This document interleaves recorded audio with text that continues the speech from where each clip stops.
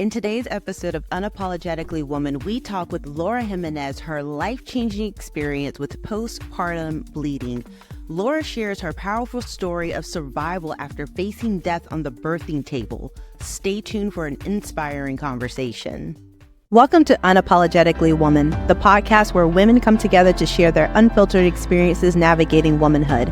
Join us as we dive into candid conversations about periods, perimenopause, postpartum bleeding, miscarriages, and more. This is a safe space where we embrace the raw, real, and often unspoken aspects of being a woman.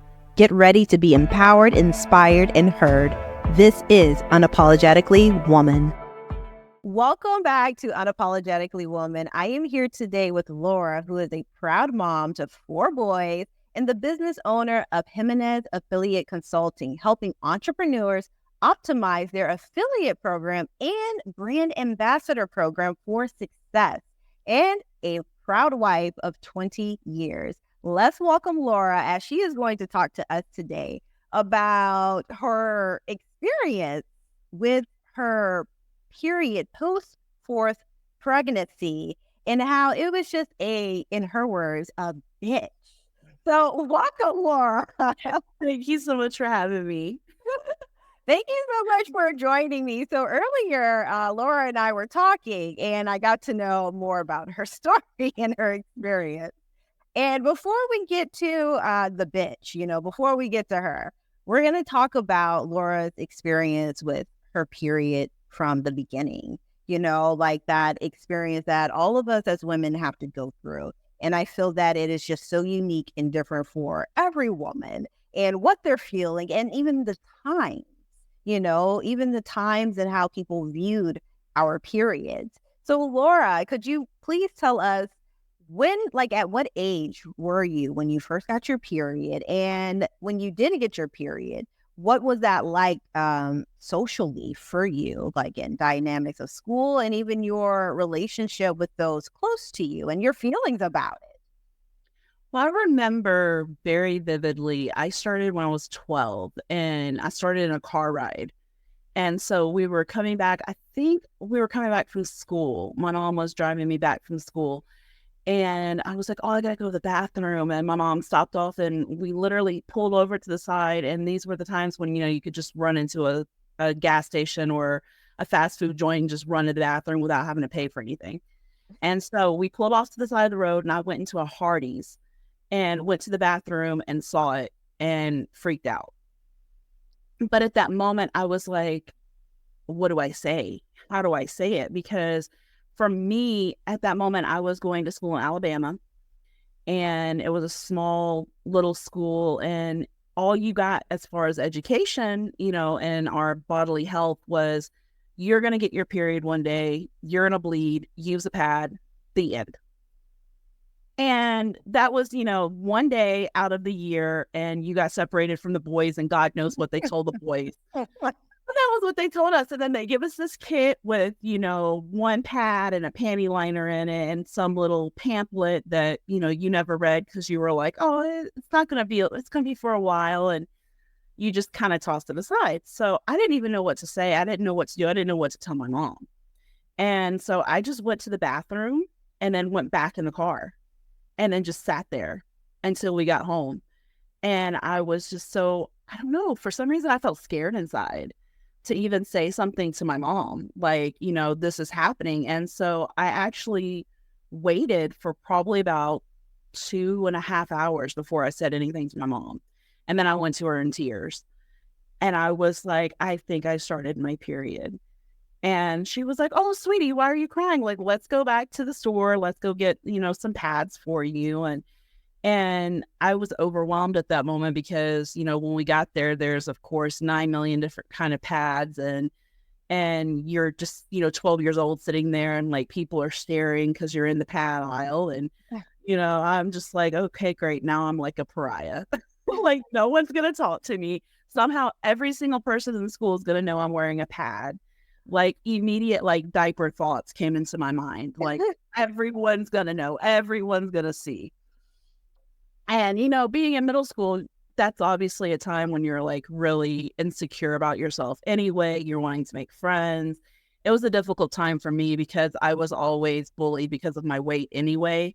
So I was like, great, this is something that's just going to add to it. But luckily, of course, nobody knew that I was on my period. It was all in my head. And it was just a normal period, lasted 3 days. And then that was it. And that's how it basically went, up until my teen years and when I got pregnant with my first son. Okay. So, so it's just interesting because you had this fear, about your period, and it's like it's something like we never even experienced before, but there's this embedded fear about it because you didn't have that understanding.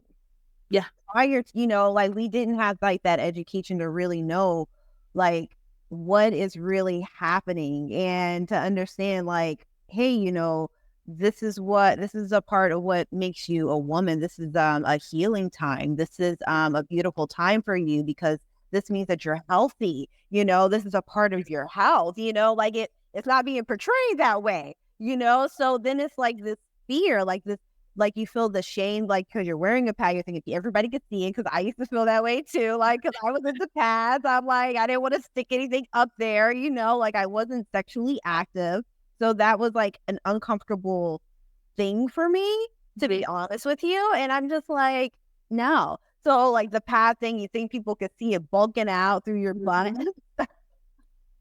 That's exactly what I thought. It just immediately like the feel. And again, it was in my head. Obviously, I know that now that I'm older, but in my head, I was wearing, a size, 12-year-old huggy diaper. And it was just going to be seen from everyone, and everyone was going to know it. Everyone was going to just like start talking. Anytime someone whispered or something, I was like, oh my God, they saw it. Oh my God, did they see it? Oh my God, did they know? And like, you couldn't say the word period. And if you went to, God forbid you started while you were in school and you had to go to the nurse, that was the most agonizing feeling in the entire world. And then you would stay there for like 5 minutes trying to explain that you started your period without wanting to say the word period, because it had this negative connotation to it.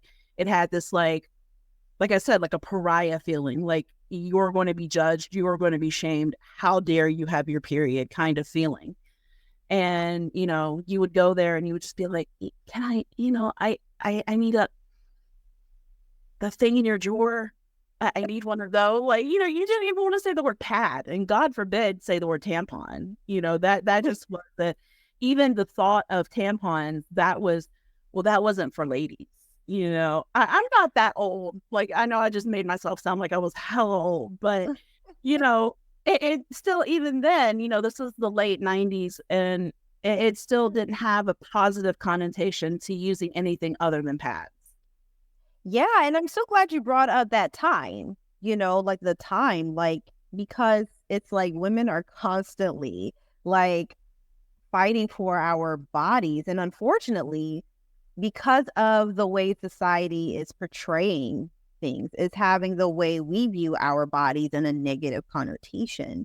And we feel shame about talking about these things, and that's why when one woman comes out and starts talking about her experience, especially when it comes to like her period, you see women flood like, yeah, it's me too. Like, because there is that shame there. There is that embarrassment that's like perpetuated, through society. And it's like, okay, we got to start talking about this more. So I'm very glad that you brought that up. Like, it was like, y'all, it was like the late 90s. Like, we 2024, basically, like this is ridiculous. Like, that women are still like second class here.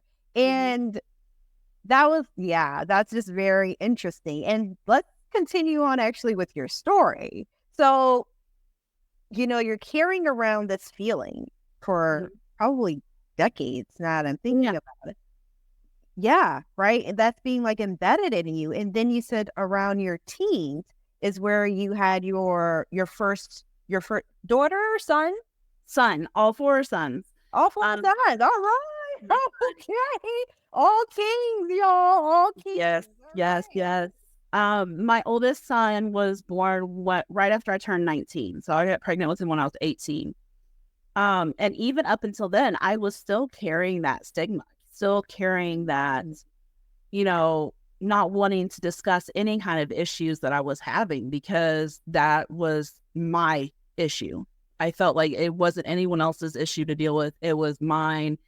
That was something I had to figure out. I had to deal with. And, at this point, I still even felt weird going and buying tampons. But, after having him, and of course, I joke with him all the time. He was my first, and he was a week late. And I went in to be induced, and I was going perfect. Everything was going absolutely to a T. And the lady came in and she said, "Wow, it's so cold outside. It's like -8 degrees." And when I tell you, the moment that lady said it's -8 degrees outside, my labor stopped. He was like, "No, I'm not coming out. She said it was -8 degrees outside." I did not dilate more than 3 centimeters in 14 hours. He was like, "I'm warm. I'm staying here. I'm cool." When they did the C-section, I had a C-section, emergency C-section. They put me to sleep, but the doctor told me that when they opened me up, he had actually went back up because he was like head down and ready, and he had actually gone back up. And I was like, and to this day, this kid does not like the cold at all. And it just amazes me. It makes me laugh every time I think about it. But after he was born, it was a normal recovery, even though it was an emergency C-section. After a couple of weeks, the bleeding stopped. I got back to normal after I breastfed. I breastfed him I was able to do it for maybe 3 months. And then after I stopped was when my period started continuing. And they were normal. They were still, 3 days, still normal, still doable. Put a tampon in, normal time frame, perfect and A-okay. 2 years later, I had my second son. And he was born via C-section as well, a little early because I had preeclampsia. But after him, the periods started going like a few more days. So instead of 3 days, it was like 5 days, 4 or 5 days. And it still was kind of normal. It wasn't too bad. It was still doable. And I was like, okay, this is fine. After that was like 20, that was when I was 21, I had my second son. When I was 25, I had my third son. And after him, the periods got heavier and got longer. So now it was a full 5 days or sometimes going into 6 days. And I was noticing that I was changing my tampons more often. And I even started going from tampons, which I had used since I was probably, I started using them when I was 14. I had started getting comfortable and started using them because, again, the fear of the pads and going in the bathroom and ripping the pad off the liner and making that sound and everything. I started transitioning back to pads because I noticed I was changing the tampon more and more frequently. And that was something that was starting to bug me, starting to aggravate me. But, when I went and talked to, the doctors, they were like, "Oh, it's fine. It's normal. It's whatever." And that's kind of like the answer I've always gotten, from anyone is, "Oh, it's normal. It's okay. It's whatever." And no one's ever really made me feel like I was heard in my questions about it, which again pushed me back toward that pariah feeling and that, don't talk about it. Just push it down, deal with it. You're good. It's normal. Just shut up about the whole thing. And so I think that probably just reaffirmed all those feelings that I had when I was 12. Anytime a doctor would just tell me like, "Oh, it's fine. It's fine. It's fine." And I think that a lot of women have to deal with that because a lot of times things that we go through aren't being taken seriously by our doctors, our physicians, or even people that we trust and we tell. They just think that we're over exaggerating how we feel. And that's obviously not right. And it's something that, women should have to go through, especially like you said, it's 2024, basically. I mean, it's we've come a long way from, the 1800s and us not even being able to speak without being spoken to. We should be able to be heard with our feelings and our symptoms and be taken seriously. I highly agree. I highly agree. And this is important. And this is why, like, women come together to speak about it and we build these communities. And that's why, you just see so much, lately, like I get like goosebumps thinking about it. I see the empowerment movement with women, and I see women starting with themselves. And because they're starting with themselves and how they view themselves, you hear them start to reach out to other women, for them to start looking within themselves because, we don't really like technically empower, like, you know what I mean? Like the power is already within you, but, you have other women who encourage you, to access that power that's within you so that you can be empowered. And that's the beautiful thing about coming out. And I really honor your story for being able to come out and speak out about it now, because there are women who are listening right now to Laura's story and was like, I went through the exact same thing. And to know someone else went through it is very comforting. So yeah, I definitely, yes. Thank you, Laura, for sharing that first part. Okay, you guys, of her story. Okay, we're not done. We're going to take a quick break. And then when we come back, we are going to talk about Laura's experience with her period post fourth pregnancy. So stay tuned. Welcome to Unapologetically Woman, the podcast where we dive into all things related to women's health, empowerment, and success.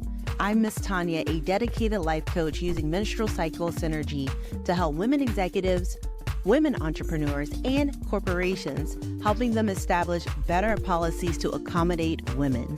If you are enjoying today's episode and want to stay updated with our latest content, don't forget to subscribe to our channel and click the notification bell so you never miss a new video. Share this video with a woman who would benefit from our discussions. We're always looking to grow our community and empower more women. We'd love to hear from you. Leave a comment below sharing the insights you gained from today's episode. And don't forget to like this video to show your support.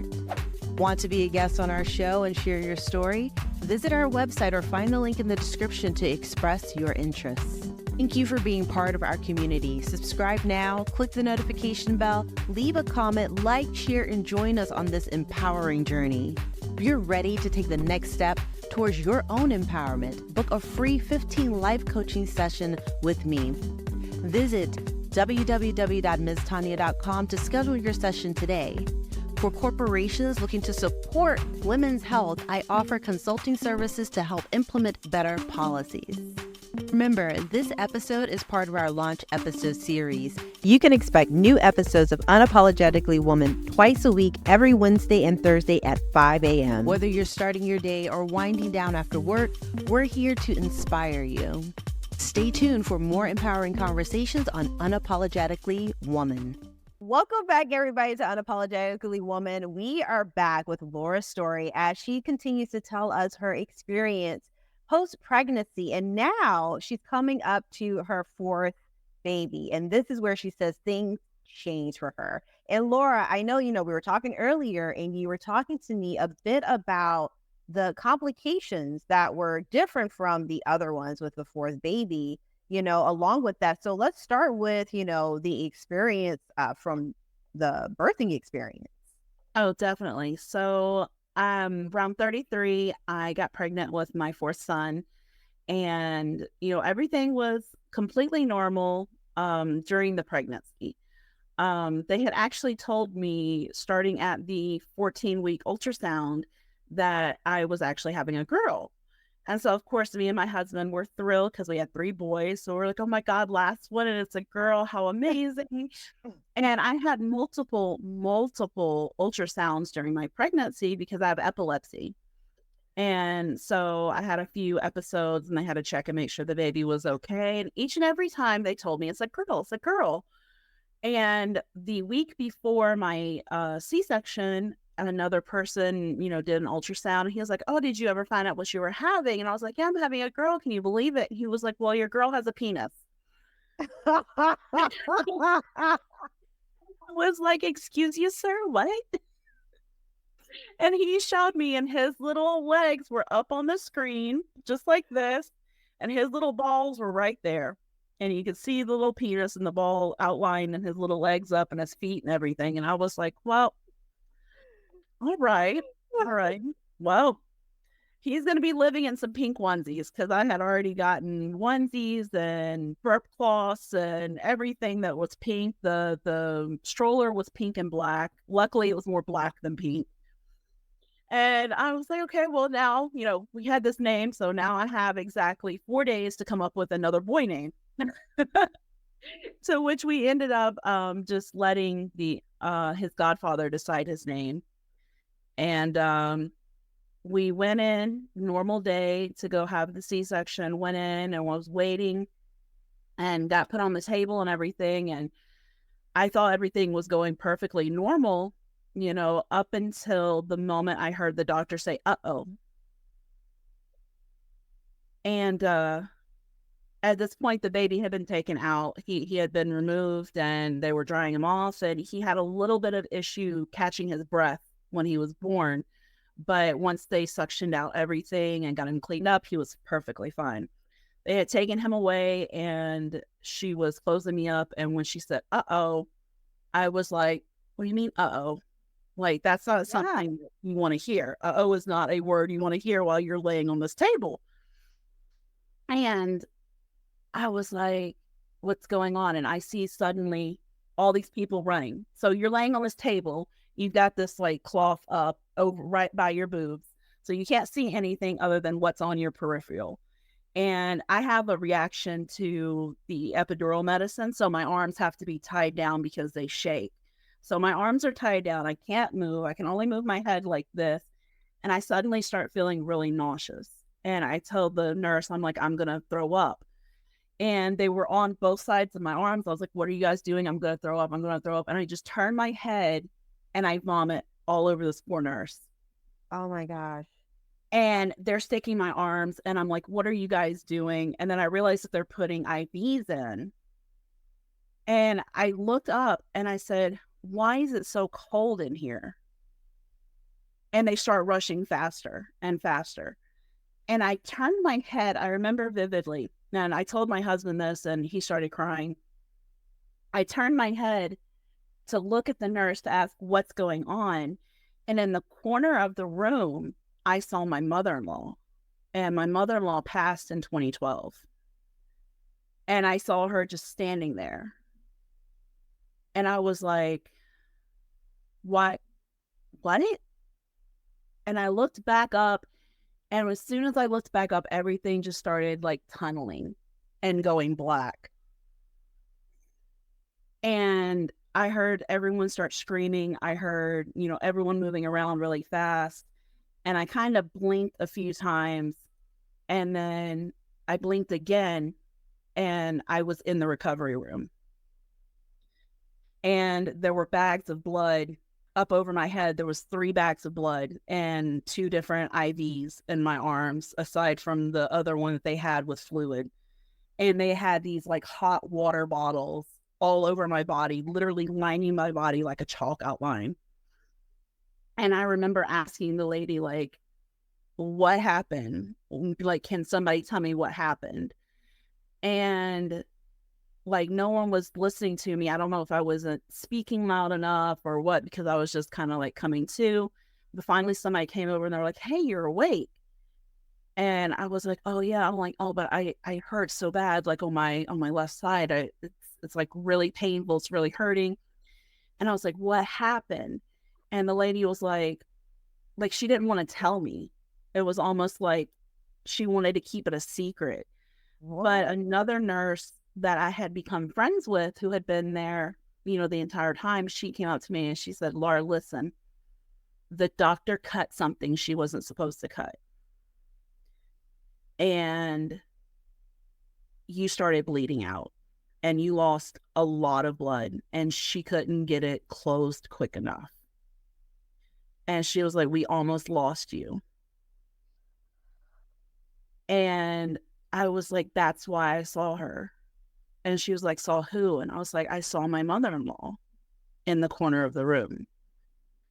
And she was just like, oh my God, are you serious? Like, I can't believe that. Like, and I was just like, yeah, like, I could feel everything draining. And it's literally how people describe it. Everything was just going cold. Everything was going dark. It was almost like, you remember the TVs we had as kids when you turn them off at night, right? It would just go, Yeah. yeah, that's everything just went, and that was it. I ended up going to the ICU because they wanted to monitor me. And so I didn't actually get to see my son for the first 23 hours of his life. And then I had to actually beg them to take me to him. And they were like, well, you can't go there until you can prove to us that you can stand up and that you can walk. And that is the fastest I've ever forced myself to get out of the bed. I walked over to the bathroom, took a shower, showed them I could sit on the toilet so they could take the catheter out, all of that. And, I was like, they were like, are you in pain? And I'm like, oh, like you had to like grin and bear it because, I wanted to go see my son. And, we ended up, I stayed a day and a half inside the ICU, and then they let me out on the floor. And then that's when I was able to actually be with him all the time. And so that was very traumatic for me. I was like, okay, guys, I need to get up out of this hospital. Like, I don't want to see a hospital again in my life. I don't want to go to another hospital. I don't want to see another hospital. I don't want to see another doctor. Nothing. It was just so traumatic at that moment. I was like, I just want to get out. Just let me get out.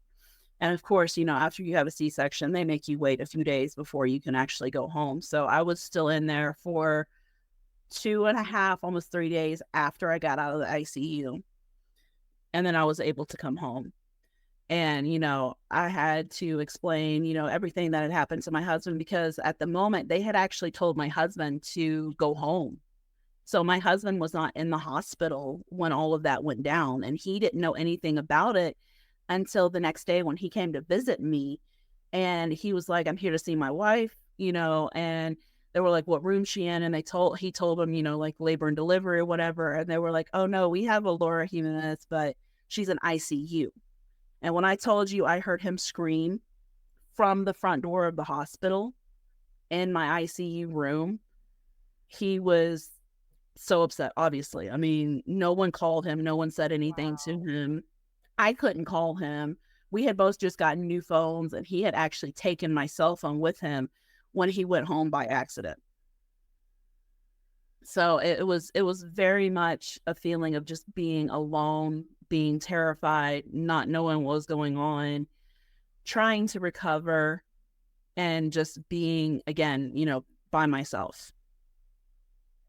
Wow. There's something that you like, one, the neglect, like, dude, like, you're not gonna tell me what the hell, just like, yo, like, I probably would have got a little like, I would have got a little gangster with that, like, because it's like, yo, you better tell me what the fuck is going on. Like, that would have gotten serious, number one. Like, Yeah. number one, But two, like, you died, Yeah. and you're here, Yeah. like, Didn't get rid of me that easily. like, wow, Laura, expecting that. Yeah. Okay, like, whoa. And what's crazy too, the last thing you said about that feeling coming back, that that started when you were younger, Mhm. that feeling of being alone going through this, like, and it was just like really intensified, like that same energy. I'm like, oh wow, it's still like a pattern there, like, and I'm like, that's really insane to me. um I'm sorry you had to go through that, but I'm very happy that you shared your story, because there are probably a lot of other women Mhm. who are getting C-sections or have C-sections, and there have been complications. Yeah. The thing that I have noticed, and, I'm obviously very,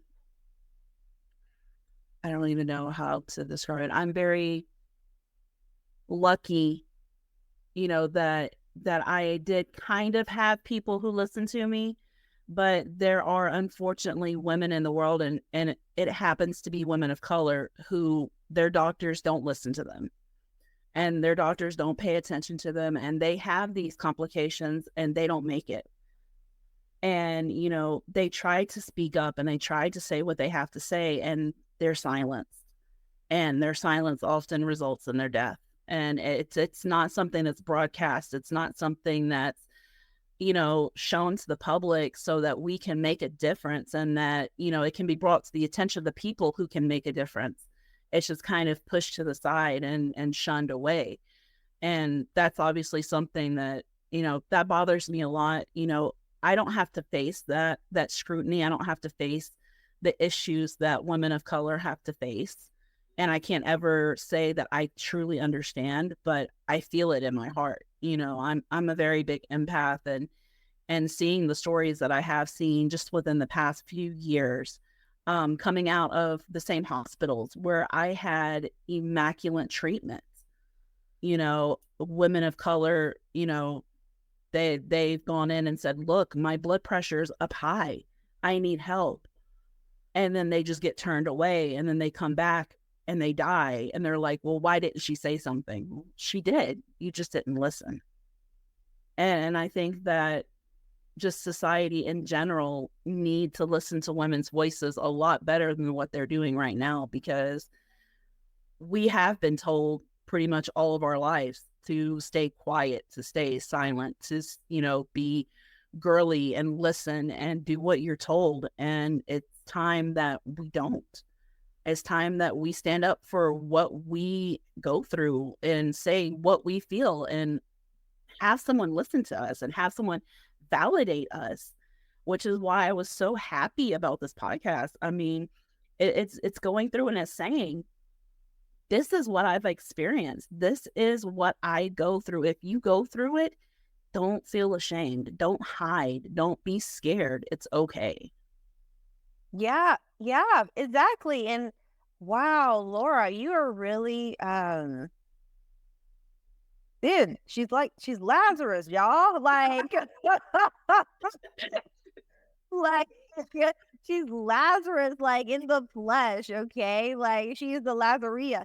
Okay, like how do you want to make that feminine? All right. But came back, all right, from the literally, you know, and it's because of the neglect when it comes to women's health care.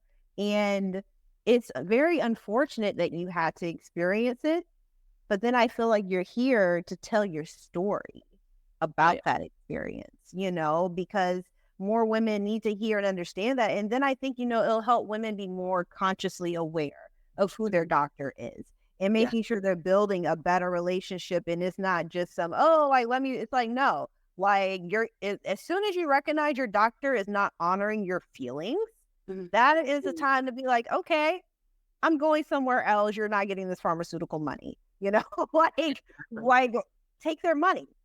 Be more than a number. Be more than that number. Exactly. You know, like to take that control. And that's what I feel like your story does. It empowers women to take control. So now that you've gone through this life experience, like technically, Yeah. you said that your period started to really change after that. And I'm assuming that's because of what happened. I think it is. No one has ever been able to tell me, but I was able to breastfeed my fourth son for a year. After a year, we stopped, and then my period came back like 4 or 5 weeks later, and it was a bitch. I mean, I have never in my life thought that a period could get bad. And again, that you don't talk about your period mentality. No one has ever told me, like, hey, this shit can get rough. No one has ever said this shit will knock you on your ass and make you cry. It's never been explained to me. But all of a sudden, it went from maybe 5 days to 7 to 9 days.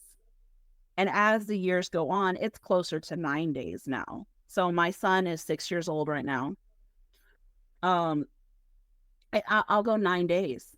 and I'll be bleeding the entire time. And it's so heavy that the first few months, probably up to almost a year, I stayed home. I didn't go out during that time because I couldn't go from point A to point B and then have to change. And then 5 minutes, an hour later, stop what I was doing and go change. No matter how big the pad was, no matter how much the absorbency was, it was going through, and it was going like this, and it was going fast. And it wasn't, you can just wear a tampon, just get a, super tampon. No, super tampons laughed at me, my face. They were like, yeah, right. It was horrible. It was absolutely horrible. And I stayed that way. And again, by myself with this fear, with this, cramps started getting worse. I started developing headaches, at the week of my period, which I had never had before. I started, just being debilitated, just having to lay down, so tired that I couldn't move. I couldn't physically bring myself. It would be a pep talk in the morning when I woke up. Laura, get out of bed. You got to go make the kids breakfast. Laura, get up out of bed. Like 5, 10, 15 minutes. Nighttime was horrible because I wasn't getting any sleep because I physically couldn't move from one position, because if I did, I would bleed all over the place. If I even thought about moving, or sleeping more than 2 or 3 hours, it was all over the place. And I'd have to wake my husband up, and I'd have to change the sheets and, throw them in the washing machine. And then what's the point of even going back to sleep at that point? It was horrible.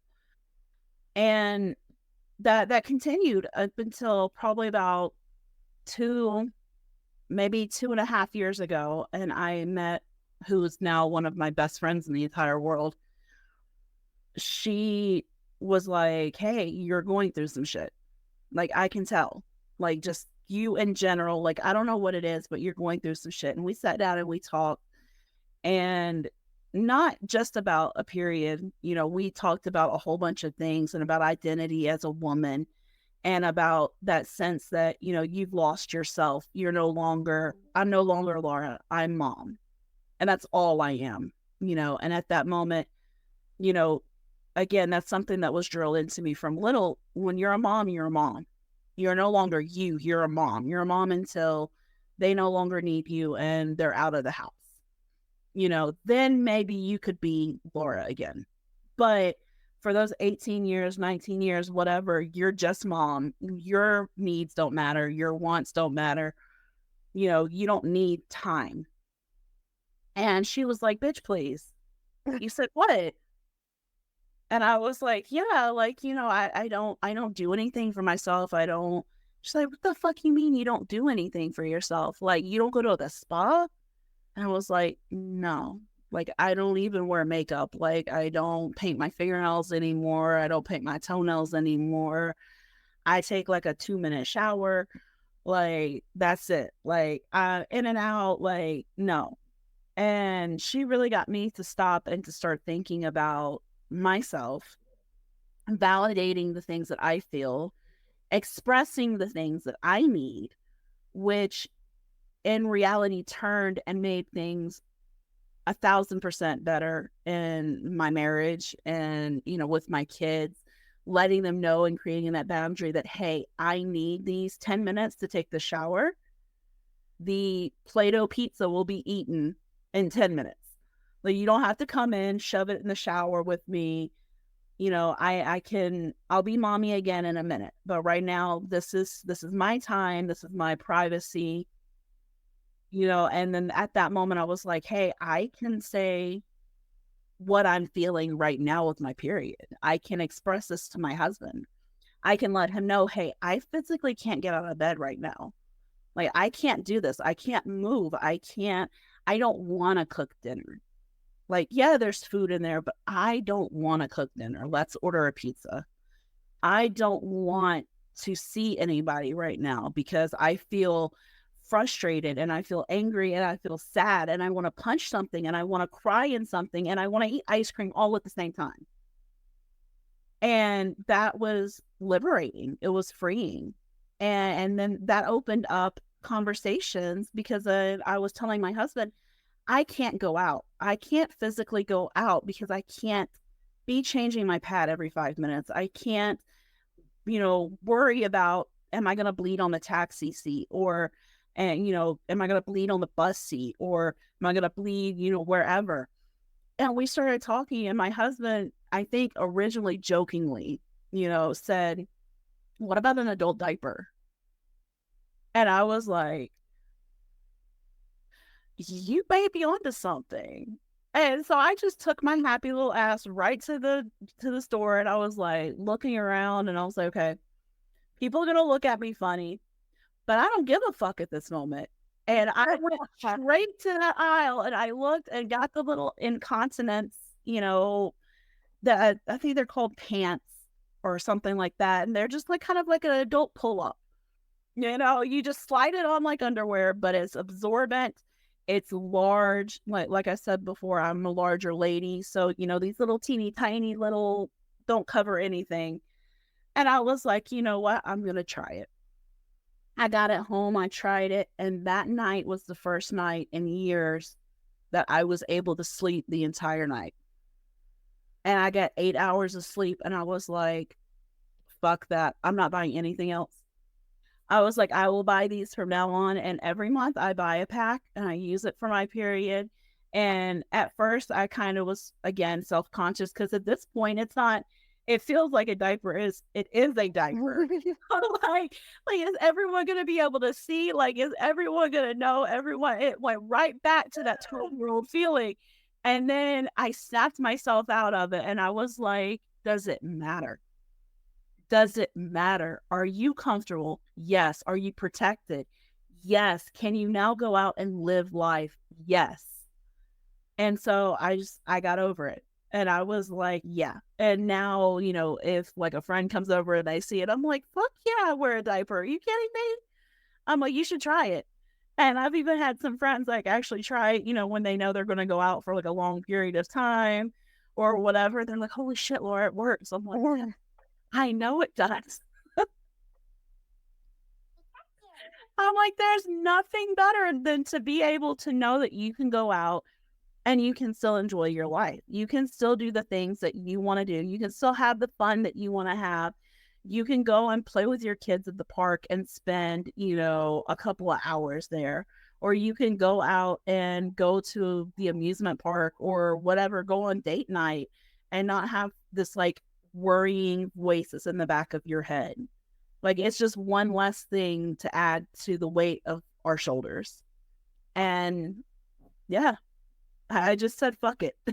Once I said fuck it, everything got a little better. Now, granted, the cramps are still there. The headache is still there. There's still days when I'm just like, babe, we're ordering pizza. I'm sorry. Or, sometimes, luckily, my oldest son, he's 19.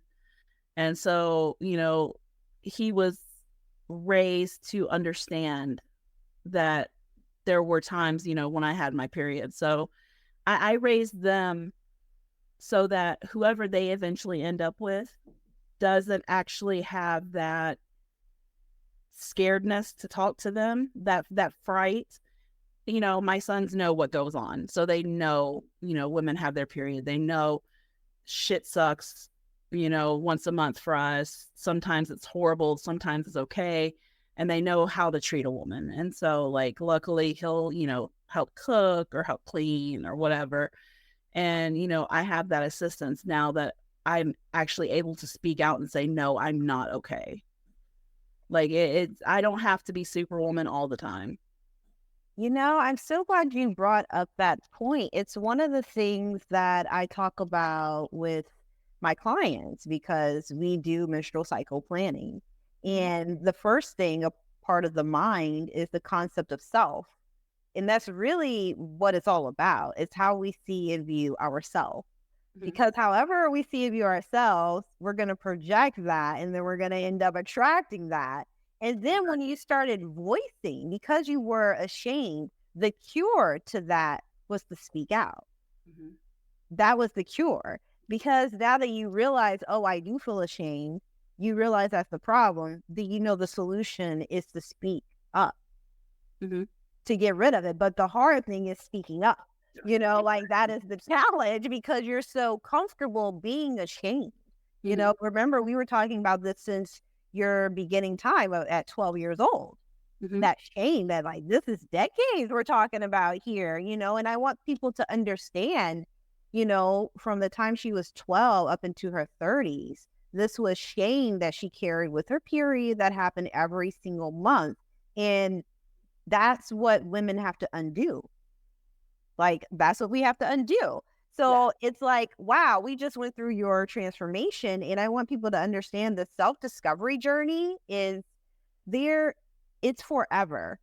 There is like no like point where you're done, like ever, you guys. Like if you ever think that you have learned everything that you need to learn and you fully evolve, you have completely cut off communication with opportunities, when we do that, because it's a forever journey, it is. And I'm so happy to see you evolve that way, and grow that way and learn this way and be like, yo, I feel this way. And it's okay, unapologetically, that I feel this way. And that's great. And that empowered you. Mm-hmm. It did. I mean, it's at this point, I am who I am.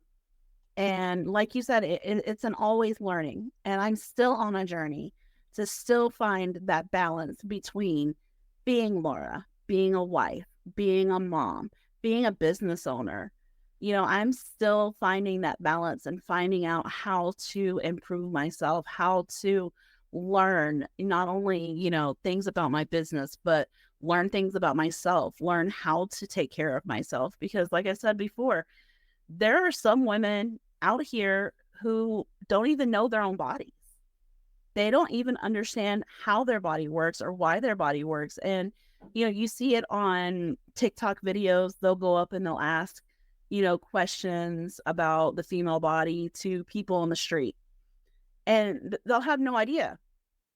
And it's not just men. Of course, we know men have the most craziest answers for women's body parts and what happens to us. And, I've even seen one where some man thought that we literally bled for like 30 minutes out of the month and we got to choose when it was that we bled.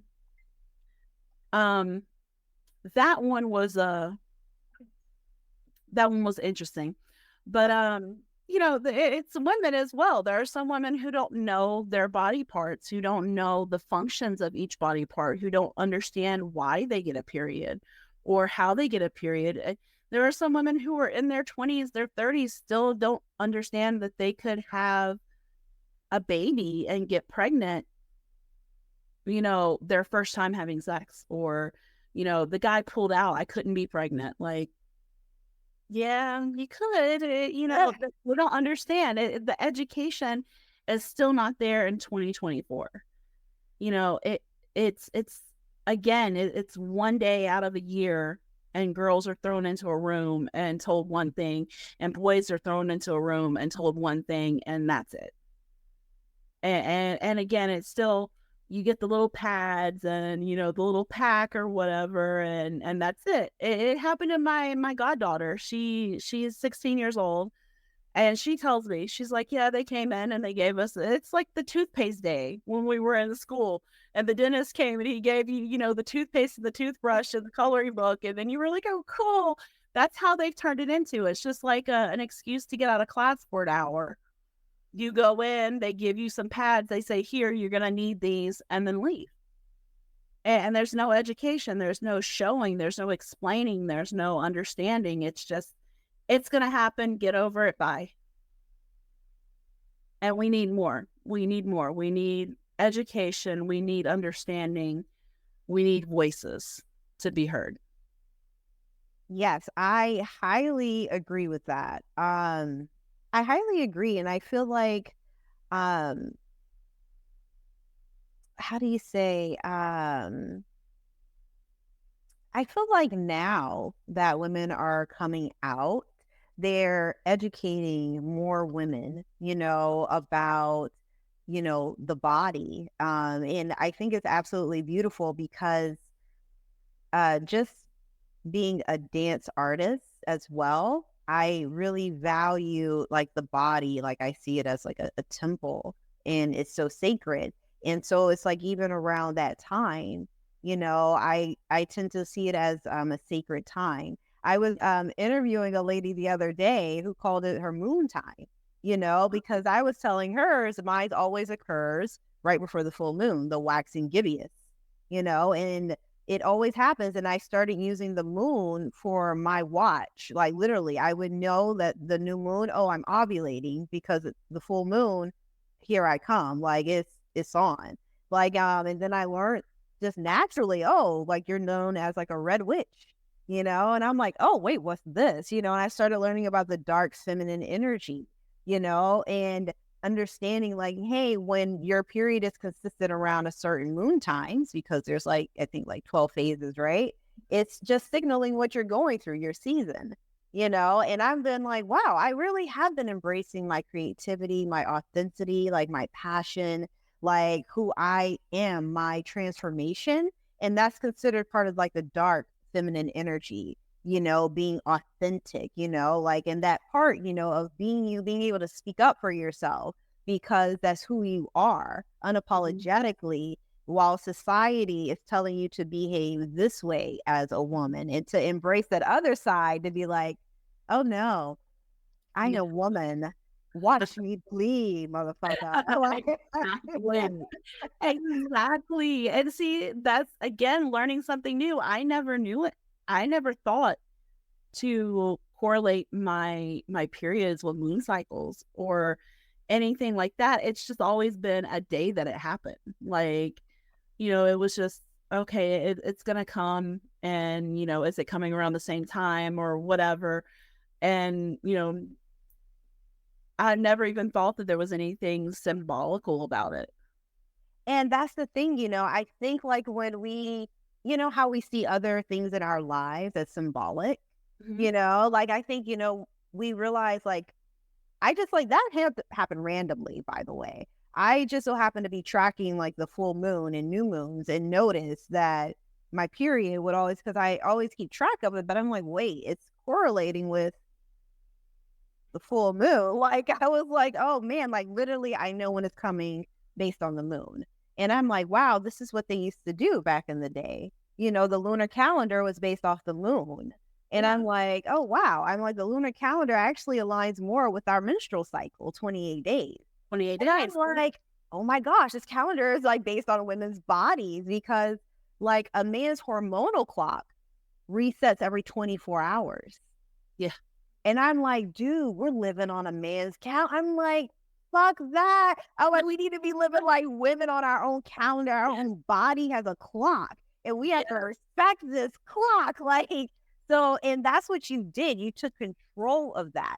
And really not necessarily took control. I like to say you tapped into that power. I don't believe people can really take that from us. I believe that we've never actually tapped into it in the first place. So once we know it's there, I think it's just the journey of finding it. Exactly. Once you find it, you realize how amazing it is and how powerful it is. Exactly. And Laura, I want to thank you for taking the time to show everyone how powerful you are, how like you went on this beautiful transformative journey. And you are truly an inspiration to other women who are watching this. And I thank you so much for being on the show. Thank you so much for having me. It was an honor. I mean, as long as at least one person out there now no longer feels alone and no longer feels like they should be ashamed, then I think I can go on with my day very happy. Yes. And I highly agree. All right, you guys, stay tuned. You're going to learn a little bit more about Laura here in a minute. Thanks for joining us today. Learn more about our guests in the description below. Download your free period tracker to stay in tune with your energy levels, mood, cravings, and your flow. Interested in being a guest on our show? Complete the form in the description. Leave a comment below to share your thoughts on today's episode and be entered into our surprise monthly giveaway. For women looking for a natural way to relieve menstrual cramps, try live resin gummies to ease menstrual cramps. The link is available in the description. Thanks for tuning in. Don't forget to like, share, and subscribe for more empowering content. This is Unapologetically Woman.